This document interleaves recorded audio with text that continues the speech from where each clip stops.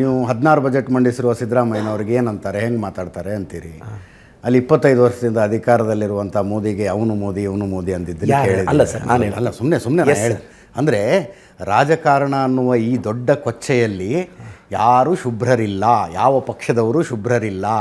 Ajit sir ಏನಾಗೋಗಿದೆ ಅಂದರೆ ಮೊದಲೆಲ್ಲ ಬಿಹಾರದಲ್ಲಿ ಎಲೆಕ್ಷನ್ ನಡೀತಾ ಇದೆ, ಮೋದಿ ತಾಯಿ ಬಗ್ಗೆ ಏನು ಘೋಷಣೆ ಕೂಗಿದ್ರು ಅನ್ನೋದನ್ನು ಕೇಳಿಸ್ಕೊಂಡು ಒಂದು ನಿಮಿಷ ಅಂದರೆ ನೀವು ನಾವೆಲ್ಲ ಪರಿಶುದ್ಧರಾಗಿದ್ದೀವಿ, ಅವ್ರ ಕಡೆಯವರೆಲ್ಲ ಕೊಳಕೆದ್ದು ಹೋಗಿದ್ದಾರೆ ಅನ್ನೋ ಥರ ಮಾತಾಡಬೇಡಿ. ಇದು ಎಲ್ಲ ಪಕ್ಷಗಳಿಗೂ ಅನ್ವಯವಾಗುವ ಮಾತೊಂದನ್ನು ಹೇಳ್ತಾ ಇದ್ದೀನಿ. ರಾಜಕಾರಣ ಅನ್ನುವುದು ಒಂದು ಕೊಚ್ಚೆಯಾಗಿದೆ, ಅದರಲ್ಲಿರೋರು ಯಾರೂ ಶುಭ್ರರಾಗಿ ಉಳಿದಿಲ್ಲ.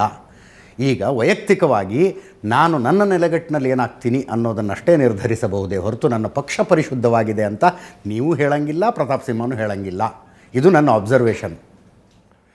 ಈಗ ನರೇಂದ್ರ ಮೋದಿಯವ್ರ ಬಗ್ಗೆ ಹೇಳಿದ್ರಿ ಸರ್, ನಾನು ಓಪನ್ ವೇದಿಕೆಯಲ್ಲಿ ಹೇಳ್ತಿದ್ದೀನಿ, ನರೇಂದ್ರ ಮೋದಿಯವರ ತಾಯಿಯವರು ನನ್ನ ತಾಯಿಯಷ್ಟೇ ಶ್ರೇಷ್ಠಳು. ಪ್ರತಾಪ್ ಸಿಂಹ ಅವ್ರ ತಾಯಿ ಪುಷ್ಪಮ್ಮನವರು ನನ್ನ ತಾಯಿಯಷ್ಟೇ ಶ್ರೇಷ್ಠಳು.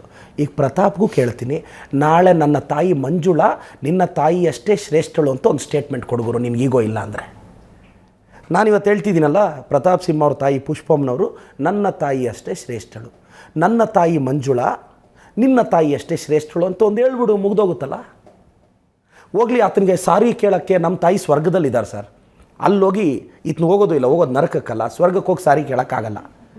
ಅಟ್ಲೀಸ್ಟ್ ಮೈಸೂರು ಮನೆಯಿಂದ ಆಚೆ ಬಂದರೆ ಚಾಮುಂಡಿ ಬೆಟ್ಟ ಕಾಣಿಸುತ್ತೆ, ಆ ಚಾಮುಂಡಿ ಕಡೆ ನೋಡಿಬಿಟ್ಟು ಚಾಮುಂಡಿ ಕ್ಷಮಿಸು ಅಂತ ಕೇಳಿ. ಯಾಕೆಂದರೆ ನನ್ನ ತಾಯಿ ಮಂಜುಳಾ ಚಾಮುಂಡಿಯಷ್ಟೇ ಶ್ರೇಷ್ಠಳು. ಇಲ್ಲಿ ಆಚೆ ಬರಲಿಲ್ವಾ, ಒಳಗಡೆ ಸೀತಾಮಾತೆಗೆ ನಮಸ್ಕಾರ ಹಾಕಿ ಸಾರಿ ಹೇಳೋಕ್ಕೆ ಹೇಳಿ. ಯಾಕೆಂದರೆ ನನ್ನ ತಾಯಿ ಸೀತಾಮಾತೆ ಅಷ್ಟೇ ಶ್ರೇಷ್ಠಳು. ನಮಗೆ ಶ್ರೀರಾಮಚಂದ್ರ ಎದೆಯಲ್ಲೂ ಇದ್ದಾನೆ ಸರ್, BJP ಅವ್ರ ಥರ ನಾಲ್ಗೆಯಲ್ಲಿ ಮಾತ್ರ ಅಲ್ಲ ಸರ್. ಇಲ್ಲಿ ಶ್ರೀರಾಮನೂ ಇದ್ದಾನೆ, ಸಿದ್ದರಾಮಯ್ಯನೂ ಇದ್ದಾನೆ, DK ಶಿವಕುಮಾರ್ ಅವರು ಇದ್ದಾರೆ ಸರ್.